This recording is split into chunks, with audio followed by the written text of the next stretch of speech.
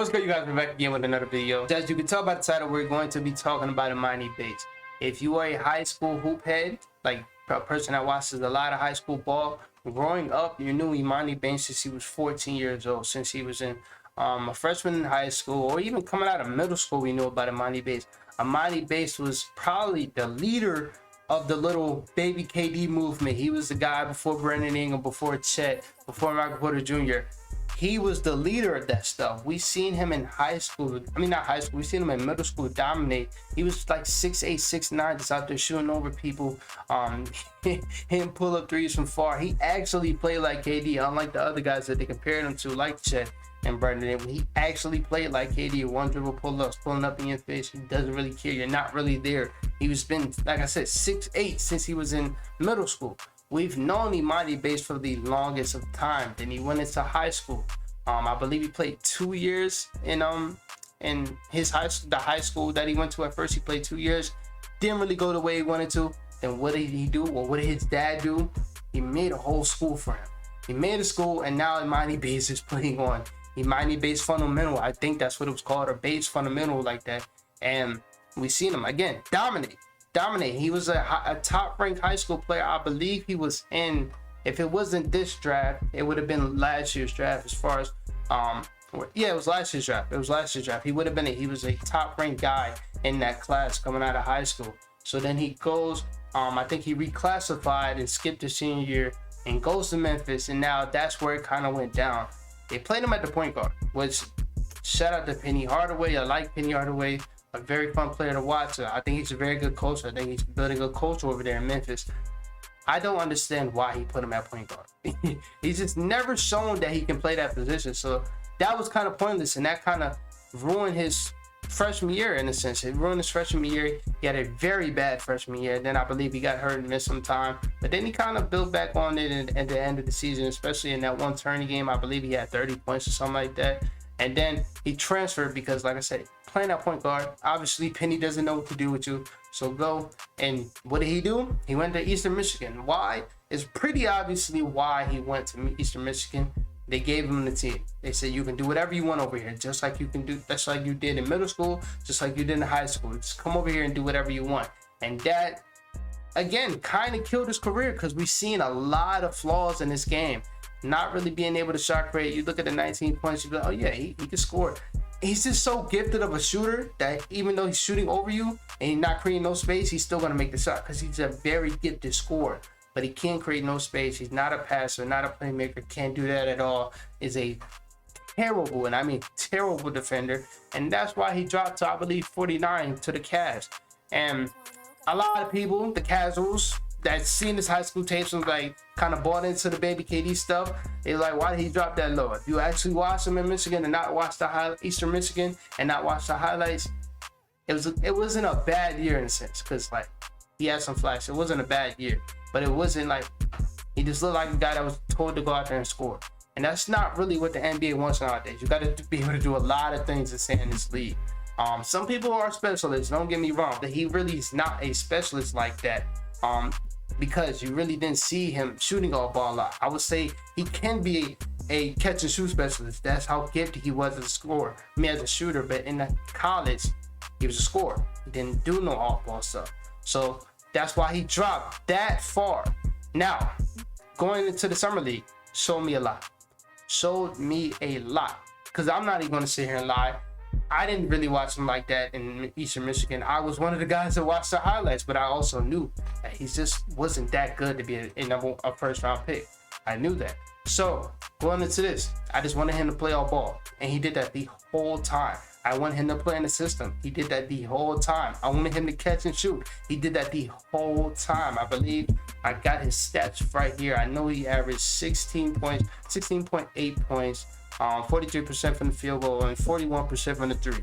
That is going to buy him some, not instant, it's going to buy him some time in his rookie year for the Cavs, because he is on the two-way, so he's not going to be playing with the team that much. But it is going to buy him some time. What he's shown me, and I believe what he's shown everybody that actually watched, is he can play inside of a system. Like I said, and I kept reiterating it to you, his whole career, he's been outside of a system. His whole career, he's been the guy. His whole career, he's been scoring and not passing the ball at all.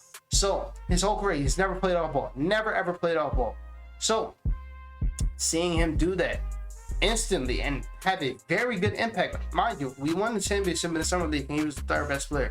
I'll talk to you about the other two best players, but for him to do that instantly, that was just something that I was very proud to see, because like G.G. Jackson, I have trouble saying that name, I don't know why. G.G. Jackson, I was questioning how they fit inside of a system, because again, I believe G.G. went to South Carolina because they said you can score, you don't have to do nothing else, just score. And I believe Emoni did the same thing. So seeing them both play inside of a system was something that I love to see.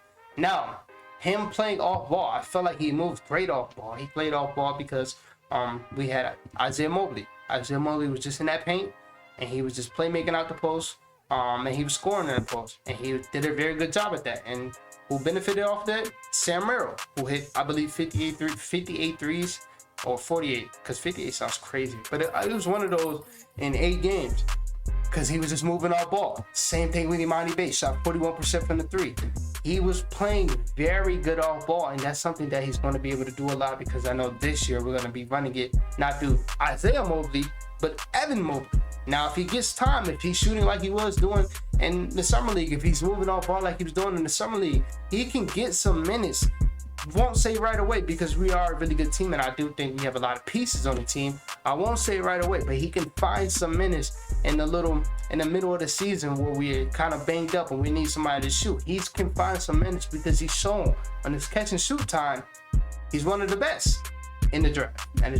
He's one of the best, and that's something we didn't see in college, in high school. We didn't see that stuff, so that was very fun to see. And then another thing that he did that just jumped off to me is he showed effort on defense. Now, every young guy that's was never really taught how to play defense is going to be terrible off ball, and he gets that. Like, he's terrible off ball. He ball watches. Everybody does that. But on ball, he showed a lot of effort, and at times he got some key stops.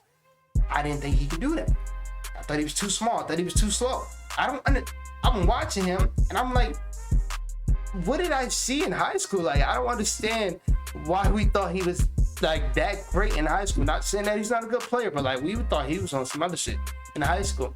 And to see him kind of like change his game to fit in the summer league, I was very excited to see that. But back to his defense, like I said, he got some stops in there, and I really love to see that from him. And then the main thing that jumped off is he averaged 6 rebounds. Now, not every big in the summer league is NBA level, but there are some big guys in the summer league, and he's not a big guy. Yes, he's 6'10". He's 6'10", 170. I'm 5'11". I want to say 6 foot, 180. Like, he's not big at all. 6.2 rebounds though for him. Seeing him crash the boards, get multiple putbacks, offensive rebounds, that stuff, like I said, is going to earn him minutes, and this is why I was so proud. I was so proud to watch him, because he showed me a lot that he never showed me before. But he has a lot of things, so he has to work on them. Like, I'm looking at his college stats, and like, he averaged 19.8, I believe. I don't understand how. I don't. I don't, because he can't create space to save his life. I mean, I get it though. Like I said, gifted shooter, and he's a long guy, so at times he can get to the rim, but he can't create space. He's very slow on his feet. Like, stuff like that he has to work on. But for him to do what he did in the summer league, I was very proud to see. Shout out to Isaiah Mobley. What I want us to do is, I want us to sign Isaiah Mobley, give Sam Merrill that two-way, because Isaiah's on a two-way. You can't let a guy that's shooting like that, you can't let that go, because then you let that go, and then all of a sudden he's going to Miami Heat. Now he's killing you and shit. You can't let that go. We got to sign Sam Merrill. But back to Emoni, like I said, he's going to get some minutes. Because he's shown that he is a very talented player, that he can do just more than score. And that's just all anybody wanted to see. That's all we wanted to see. So shout out to Emoni Bates. Like I said, you're going to get some minutes, and I can't wait to see his career, bro. I can't, because he showed some flashes where a little bit of shot creation in the summer league. And if we get a baby KD, like, this is why we couldn't lose with that 49th overall pick. It's 49th overall. You can't lose with that pick. But if we get motherfucker they used to call baby KD, if we get that out of him, yeah. Other than that, man, I'm about to go on vacation. So I'm recording this on Saturday. I'm gonna make a drop on Monday or Tuesday. I might record another one. If not, you're not getting a vid out of me until the next Sunday. So if not, I'll talk to y'all later. Peace out.